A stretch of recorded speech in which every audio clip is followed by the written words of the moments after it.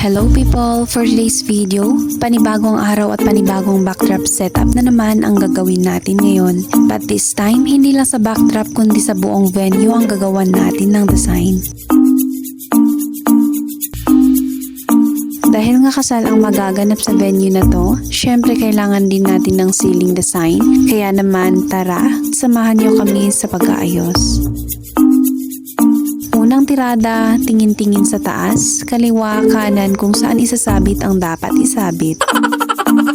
Sa oras pa nga na to ay kasalukuyang naghahakot tayo ng gamit pero dahil excited tayo ay may napaakyat na agad sa ceiling.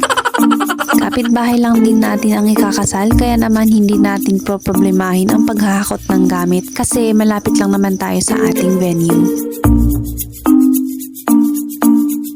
Una nating aayusan ang ceiling kasi ito ang pinakamahirap gawin. Sa mga nagde-design din dyan, alam niyo kung bakit ko nasabing mas mahirap ang ceiling design kaysa sa backdrop. Buong araw ka ba namang akyat baba sa hagdan? Nakataas ang kamay at taas yuko ang ulo.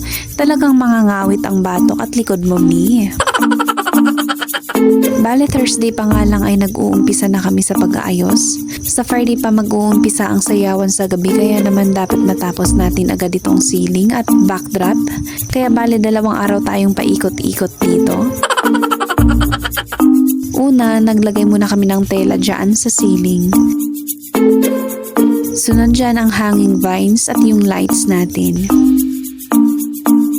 Ipapakita ko na lang yung design sa ating final look kasi medyo magulo ang buhay ng nagbe-video kaya ayun kung saan-saan na pwesto yung camera. Buti na lang may ladder kaya at least di tayo masyadong mahirapan sa pag-akyat-akyat. Di ko na din nakuhanan ng mga sumunod pang kaganapan sa ating backdrop setting kasi oras ang kalaban natin dyan mga mi. Basta ginagawa na lang namin kung anong pwedeng gawin dyan.